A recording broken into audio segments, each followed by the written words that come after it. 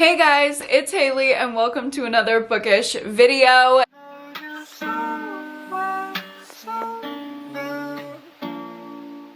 Today I'm going to be getting into my October TBR. I know we're already a little into October. I'm sorry, things have been absolutely insane in my life. I feel like I say that every time I sit down to film a video, but it's true. Girl's got a lot going on. I have a lot of updates. We're not going to get into it at the moment. Watch my next vlog if you want to hear about all the things. Also, I have 4 new tattoos, so I will briefly show you those if you're interested. This one was to mark my going to the Arctic Monkeys concert. I literally am in love with it. It's just the AM symbol. It's my 10th Arctic Monkeys tattoo. I also got a matching tattoo with my boyfriend, not my fiance, my boyfriend. And if you know what this tattoo is from, then you know who my boyfriend is. And then this one is for my fiance, not my boyfriend. This is my wedding bouquet.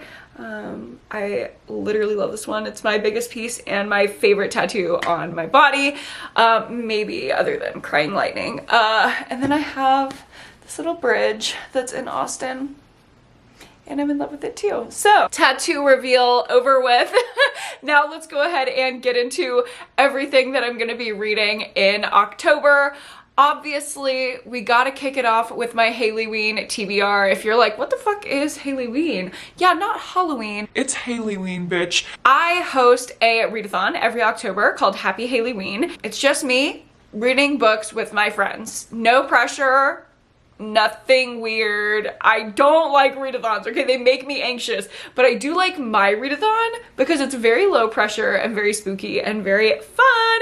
So I will first start out with my books that I'm going to be reading for my readathon. I will link the announcement video up above down below in case you missed it for all the details. It's October 16th through the 22nd, I believe. First off, obviously, we got to start with the group book, Knight's Edge by Liz Kieran. I don't know if any of y'all are going to want to read this with me, but this is the group book that I chose, so I'm going to be reading it.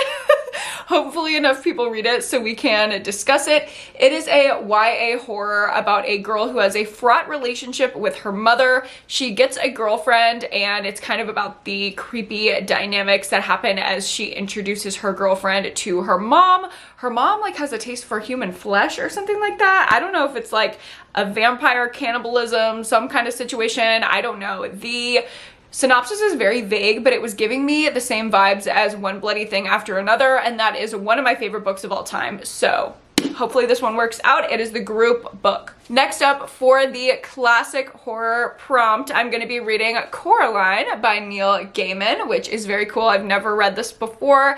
I've also never seen the movie, so it'll be cool to read this as a classic and also read the movie. Read the movie. Bitch, wake up. And also watch the movie because there's a prompt about watching an adaptation of a book that you read for the readathon, so this one actually fits for 2 prompts. I'm excited to do that and vlog it for you guys. The next prompt is Queer Rep, and I am reading Manhunt by Gretchen Felker Martin for that prompt. This has trans representation, and I've heard it recommended by trans people and trans advocates, so I'm super excited based on those Own Voices reviews to get into it. It's like an apocalyptic scenario, and Beth and Fran are spending their days traveling around the ravaged New England coast, hunting feral men and harvesting their organs in an effort to ensure they will never face the same fate. And then there's this guy, Robbie, who lives by his gun and the motto, "Other people aren't safe."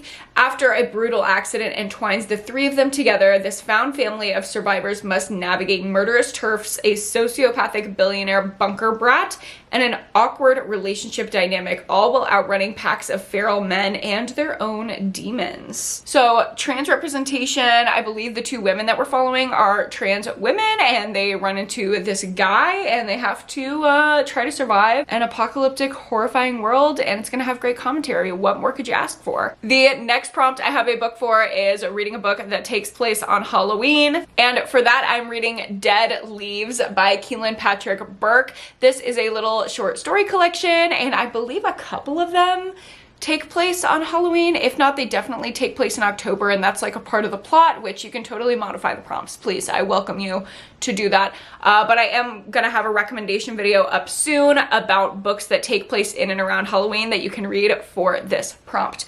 Dead Leaves is my choice because hello, look at the vibes. This is what Happy Haileyween is all about. It says 9 tales from the witching season. And yeah, it's just little short stories that are scary and spooky for October by Keelan Patrick Burke. And I have really liked everything that I've read from him so far. And there's only one more prompt left to talk about, but I actually have 2 books for it because I'm nervous about one. Okay, let me just be real.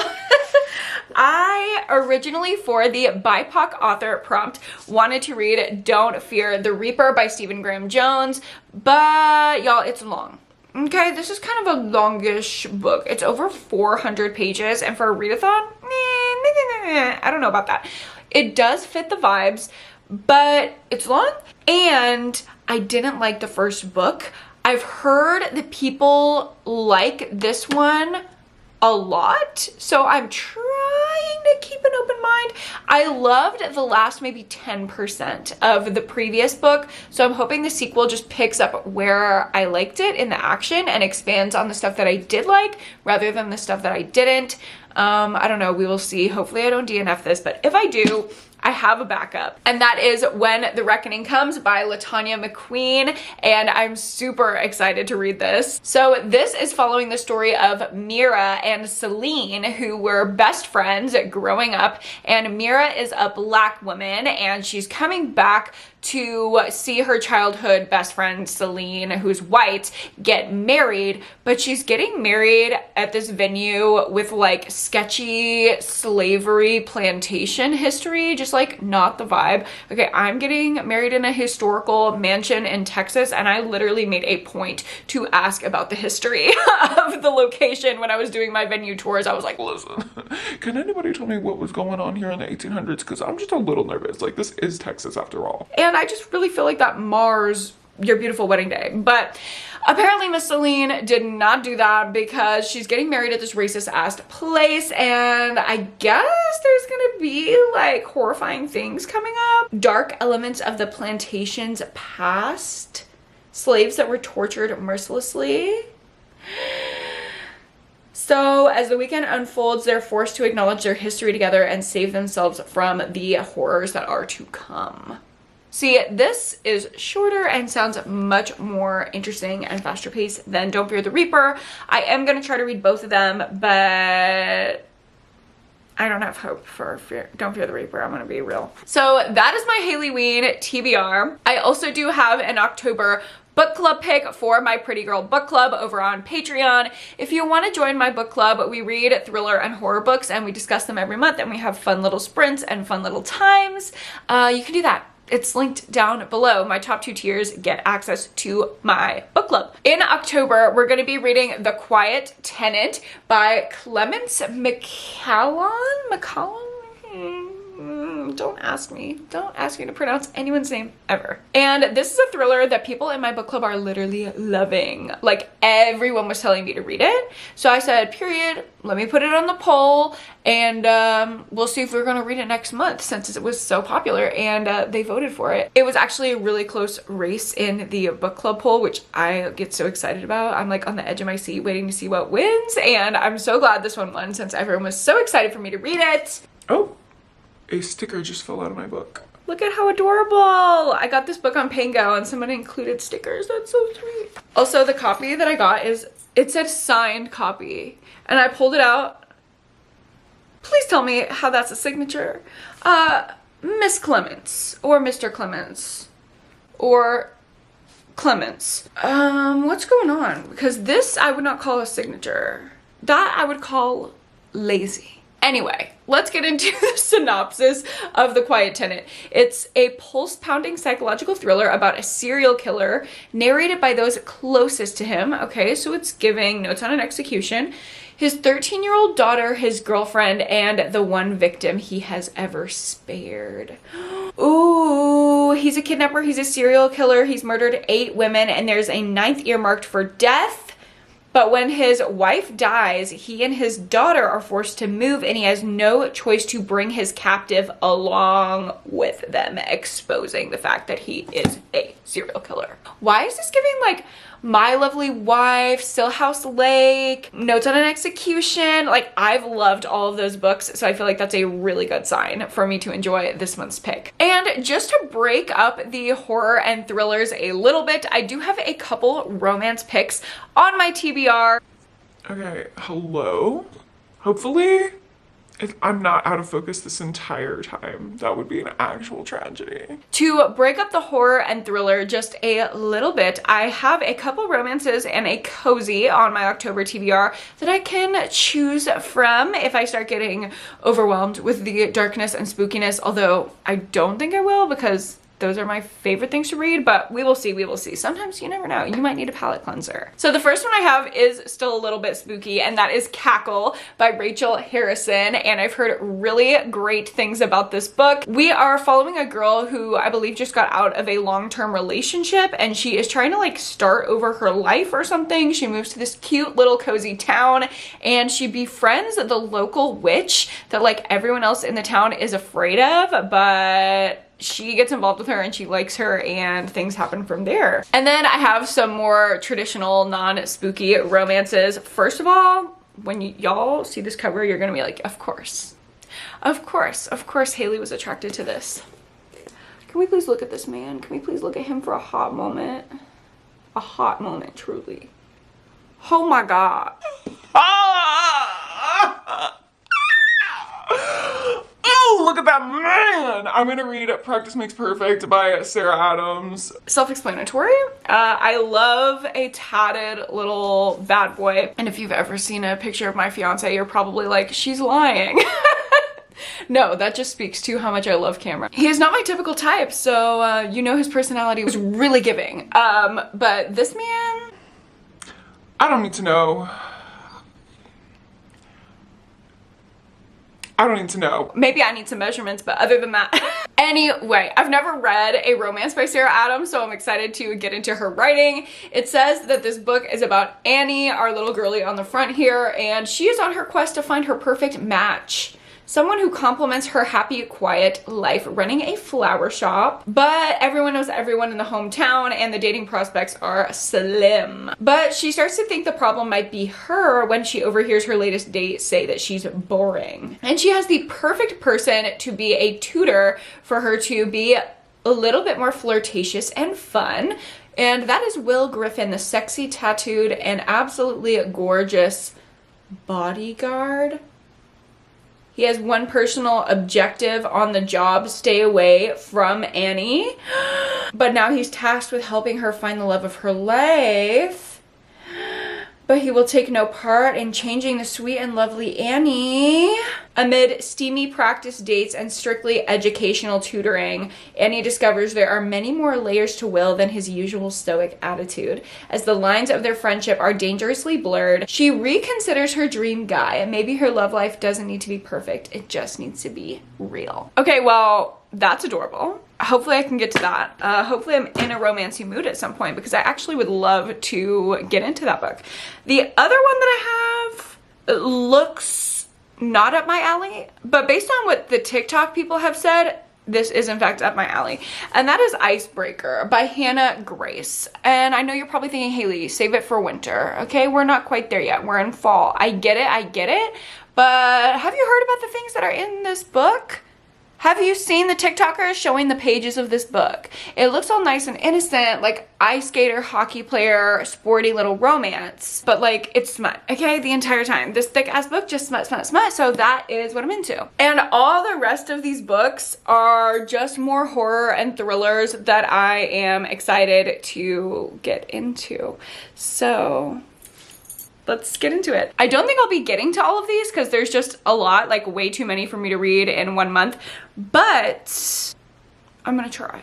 Who knows? Maybe I'll just like absolutely go balls to the wall in Haileyween. Like, you never know. So I want to start out with a novella that I've been super interested in, and that is A Blackness Absolute by Caitlin Marceau. I recently read This Is Where We Talk Things Out by Caitlin Marceau, and I absolutely loved it. So I want to give her another read and see if I like this one just as much. And this is another short horror collection, which I love. It says, from the title piece, which evokes a pure claustrophobic terror of becoming lost and disoriented in a cave system, to the final tale where a woman performs unusual funeral rites, each short story in this collection layers ambiguities, creepy atmospheres, and a sense of dread to create an unnerving effect to get under your skin. Yeah. I also have In the Miso Soup by Ryu Murakami. Again, do not ask me to pronounce anyone's name ever. I'm so sorry. And I've read from this author before. I can't remember if I liked the book or not. I don't think I liked it. Actually, no, you know what? I think I gave it 1 star. So we will see about this one, but I recently saw a couple of my friends give it really positive reviews, so I'm willing to give it a try. Look at how the synopsis is like this way. This is not pleasing to me. Like, why is it this and then this? I don't like that. It says, it's just before New Year's and Frank, an overweight American tourist, has hired Kenji to take him on a guided tour of Tokyo's nightlife. Frank's behavior is so strange, Kenji begins to entertain a horrible suspicion. His new client is in fact a serial killer currently terrorizing the city. It's not until later, however, that Kenji learns exactly how much he has to fear and how his encounter with this great white whale of an American will change his life. Interesting. I also have Disco Death Trap by Cameron Rubik, which I believe I had on my TBR last month or 2 months ago. I just didn't get to it. I have way too much on the reading plan docket recently, so I'm gonna hopefully get to this one in October. It's a fun, nostalgic 80s slasher that takes place in like a roller disco. That is everything that I've ever wanted, so very excited for that one. And I love that it's like a cute little mass market vibe. Very similar to this, actually, literally. Oh my god, they look so cute together. Please God, I'm gonna cry. Very similar to the like nostalgic vibes. I have Autumn Crow High, Fresh Hell. This one is by Cameron Chaney, and he is a booktuber, Library Macabre here on BookTube. If you don't know, now you know. I'm gonna link his channel down below. I absolutely love his channel, and I absolutely loved his short story collection, Autumn Crow. I gave it 5 stars, I believe 2 Halloweens ago. So I'm going to try out his new book, and this is the first in a series, very reminiscent of something like Fear Street, which y'all know I love. Can you see my massive collection back there? Yeah, it's pretty big, and I'm very proud of it. All first edition first printing. Was not trying to brag, but yeah, needless to say, I'm very excited about this. And the thing about Autumn Crow, this place that Cameron has created, is that it's Halloween every single day. So the synopsis is, school is back in session at Autumn Crow High. Will the class of 1994 survive long enough to graduate, or will the cursed town of Autumn Crow devour them all? Bailey Hagen is plagued by nightmares, blood-soaked visions of a boy seemingly from another time. He is so handsome, so dark, so deadly. Okay, this is me. So this is me. Literally, Bailey. The name is Bailey, and I'm Hailey. And I too am plagued by visions of bloody boys. I love a bloody boy. So when Bailey returns to school in the fall, she's horrified to learn the boy from her dreams is real and is attending the high school. Are her dreams a warning, some kind of premonition, or has the boy truly escaped her nightmares? Oh my god, only time will tell. This is giving like, almost like Freddy Krueger. I'm so excited. Another indie published work. We have The Trick-or-Treater and Other Stories by Brianna Morgan. I recently read Unboxed by this author and I loved it. So we're gonna do a little short story collection, teeny tiny short story collection about things that take place on and around Halloween. Very excited. Jumping into a little bit of a thriller, I have Beyond Reach. How many TBRs has this been on, guys? I don't fucking know, but here's the thing. I need to finish the Grant County series. I know that it will cause me a lot of grief. I know many tears will be shed when I finish this series finally, but I need to stop putting it off. Like, if I don't finish this series this year, I don't know what I'm gonna do with myself. I finished the second to last book in the Grant County series by Karen Slaughter over a year and a half ago, okay? Yeah. I have abandonment problems. I don't want to abandon the series. So I have to read the last book, unfortunately, and that is beyond reach. I don't want to say goodbye to all the wonderful characters that I've gotten to know, but I'm going to this month. So there's that. I'm not going to give a synopsis because it spoils all the rest of the events that have happened in the series, but it's the last book in the Grant County series by Karen Slaughter. I've given every single book in the Grant County series between 4 and 5 stars. You can't go wrong with reading that. And you can usually find them for like $2 or $3 a piece if you get the mass market paperbacks at like half price books and stuff like that. So very affordable, easy to find, accessible, dark, gritty, gripping reading material if you're looking for that. I also have Bath House by PJ Vernon, and I almost read this one for Haileyween last year, I believe, or I was gonna read this last October. I really love the first chapter. I remember doing like a try a chapter tag, and what am I saying? Just a try a chapter video, and really liking the first chapter. So I want to read this one, and I think it's just the right time. I don't know why this is giving Halloween coded to me, but it is. And this is about a man who's in this happy, loving relationship. I think his husband or his boyfriend is like a doctor or something. Yeah, he's a trauma surgeon. Oh my God, period. And he goes to a bathhouse and like low key, there's a betrayal that happens, but it's not like a very black and white situation. It's like, was that assault? Oops. But now I can't tell people about my assault because then people will know that I was at the bathhouse cheating on my doctor husband. A very common scenario we all grapple with at times. His assailant is out at large, so he obviously wants him to get caught, but he doesn't want to tear his relationship apart, so he's caught in this impossible situation. Super excited for it. Just a couple more books here. We have Camp Damascus by Chuck Tingle. Why was I gonna say Wendig?